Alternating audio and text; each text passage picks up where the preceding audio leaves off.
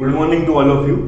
Today I am going to discuss exercise 5.4. Question number 7. Fill in the blanks with acute, obtuse, right or straight angle. First part है an angle whose measure is less than that of a right angle. बच्चों इसका मतलब क्या है कि right angle से कम angle का आपको नाम लिखना है. तो क्या होगा बच्चों? Acute angle. एक्यूट एंगल लिख लीजिए बच्चों. आपको मैंने ये पूरे लेक्चर्स आपको एंगल का मैंने दिया हुआ था, तो आपको एंगल का लेक्चर देखना है पूरा. मैंने एक एक बार उसको समझाई आपको. Second, an angle whose measure is greater than that of a right angle. Right angle से बड़ा एंगल कौन सा होगा? आप यहां देखिए, यहां पर कौन सा एंगल है राइट एंगल से बड़ा? ऑब्ट्यूज एंगल है. Now the C point, an angle whose measure is the sum of the measure of two right angles is. बच्चों इसका मतलब क्या है? an angle whose measure is the sum of the measure of two right angles is. दो right angle है, उनका सम क्या होगा? स्ट्रेट एंगल हो जाएगा बच्चों. Straight angle. When the sum of the measure of two angles is that of a right angle. बच्चों आपसे कह रहा है कि the sum of the measure of two angles is that of a right angle. मान लीजिए 90 degree कोई दो एंगल्स का सम है, तो जाहिर सी बात है बच्चों वो दोनों एंगल्स जो होंगे वो क्या होंगे? एक्यूट एंगल होंगे. तो यहां पर आप क्या लिखेंगे बच्चों? Acute angle. Next part E, when the sum of the measure of two angles is that of a straight angle and it one of them is acute then the other should be. अब की बार बच्चों क्या हो रहा है? अब की बार angle जैसे अभी पिछले क्वेश्चन में 90 डिग्री का था, अब की बार है आपका स्ट्रेट एंगल. और स्ट्रेट एंगल में आपसे बोला है अगर एक एक्यूट है, मान लो एक्यूट एंगल है तो लगभग 89 डिग्री का होगा. तो 180 डिग्री स्ट्रेट एंगल कितने का होता है? 180 डिग्री का होता है. तो 180 में से जब 89 माइनस करोगे तो अगला एंगल जो भी आएगा वो आपका ऑब्ट्यूज आएगा. तो यहां बच्चों आप ऑब्ट्यूज एंगल लिख लीजिए.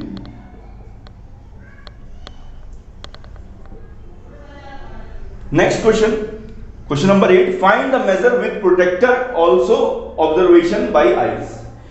कहने का यह मतलब है जो भी यहां फिगर बना हुआ है उसको आपको एक तो ऑब्जर्व करना है. देखिए मैं इस फिगर को ऑब्जर्व करता हूं तो मुझको समझ में आ रहा है कि ये एंगल एक्यूट होगा. ये एंगल आपका एक्यूट होगा क्योंकि 90 डिग्री से कम आ रहा है. अब आप इसको क्या काम करिए, मैंने आपको बताया जो आपके पास प्रोटेक्टर है उसको यहां पे रख के, उसका एक पॉइंट होता है, मैंने आपको समझा रखा है. यहां रख करके आप देख लीजिए कि वो जो एंगल आ रहा है कितने डिग्री का आ रहा है. बिल्कुल ऐसे ही हमको यहां पे काम करना है. ये एंगल मुझे देखते ही पता लग गया कि ये ऑब्ट्यूज एंगल है. तो ऑब्ट्यूज एंगल है तो मुझे यहां पे भी वही काम करना है, प्रोटेक्टर रखना है और हमें ये देखना है कि ये एंगल कितने डिग्री का आ रहा है.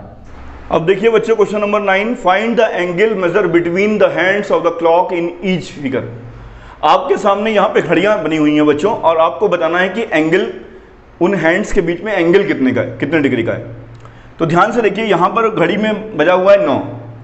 तो यहां पर बच्चों क्या होगा? ये एक एंगल आप कहेंगे सर ये इंटीरियर एंगल तो 90 डिग्री का दिख रहा है, लेकिन एक्सटीरियर एंगल कितने का दिख रहा है बच्चों? 270 डिग्री का. ऐसे ही यहां आ जाइए, ये आपकी घड़ी में बजा हुआ है 1 बजा है. तो ये एंगल मैंने बताया था कि अगर बात करते हैं 1 घंटे के बीच की, तो ये एंगल आपको जो आपके फिगर में दिख रहा है, अगर इंटीरियर एंगल की बात करते हैं तो ये 30 डिग्री होगा. और अगर मैं एक्सटीरियर एंगल की बात करता हूं तो 360 में से आप 30 डिग्री माइनस कर दीजिए तो आपका 330 डिग्री आ जाएगा. अब यहां आ जाइए, 180 डिग्री का एंगल बन रहा है, ध्यान दीजिए. ये भी 180 है, ये भी 180 है. Question number 10. Investigate in the given figure the angle measure 30 degree. Look at the same figure through a magnifying glass.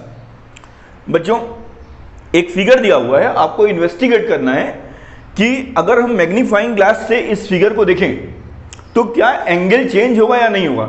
देखो बच्चों मैग्नीफाइंग ग्लास क्या करता है, वो फिगर को बड़ा कर देगा, लेकिन ऐसा थोड़ी है कि अगर 30 डिग्री का एंगल है तो 30 डिग्री ही रहेगा. ऐसा नहीं है कि अगर आप मैग्नीफाइंग ग्लास से इसको देखेंगे तो ये जो एंगल 30 डिग्री का है ये आपको 45 का हो जाएगा. ऐसा नहीं है बच्चों. मैग्नीफाइंग ग्लास क्या करता है, इस फिगर को बड़ा कर देगा बस. जो एंगल है, जो उसकी लेंथ है वो सब वैसे ही रहेगी, एंगल में कोई चेंज नहीं होगा बच्चों, ध्यान रखिएगा आप लोग, एंगल में कोई चेंज नहीं होगा।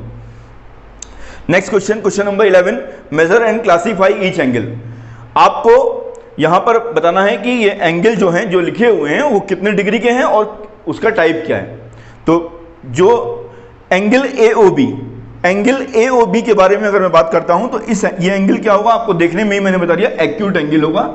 और बच्चों इसको आप प्रोटेक्टर से, अपनी जो आपकी बुक में फिगर बना हुआ है वो आप मेजर कर लीजिएगा कितने डिग्री आ रहा है, मैंने आपको वो भी सिखा दिया है। एंगल AOC, एंगल AOC ये क्या होगा, आप देखिए ध्यान से, एंगल AOC क्या होगा, ऑब्ट्यूज एंगल होगा, यहां लिख लीजिए obtuse angle. Angle BOC, angle BOC ये भी आपको एक्यूट एंगल दिख रहा है, एक्यूट लिख लीजिए। एंगल DOC, एंगल DOC भी एक्यूट एंगल है। एंगल DOC को जब आप मेजर करेंगे तो देखिएगा कितना आ रहा है, एक बार आप लोग अपनी बुक में देख लीजिएगा कि अगर उसका मेजरमेंट 90 डिग्री आ रहा है तो 90 डिग्री लिख दीजिएगा, अगर 90 से कम आ रहा है तो एक्यूट लिख दीजिएगा, 90 से ग्रेटर देन आ रहा है तो ऑब्ट्यूज लिख दीजिएगा आप लोग।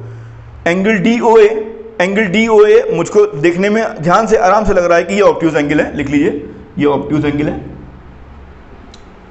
इसको आप ऑब्जर्व करके लिख लीजिएगा। एंगल DOB क्या होगा बच्चों, एंगल DOB एक स्ट्रेट लाइन है तो ये स्ट्रेट एंगल हो जाएगा, यहां लिख लीजिए स्ट्रेट एंगल। तो ध्यान से इसमें जो भी एंगल आपको दिख रहे हैं वो आप प्रोटेक्टर से मेजर कर लीजिएगा और आपका आ जाएगा। Thank you.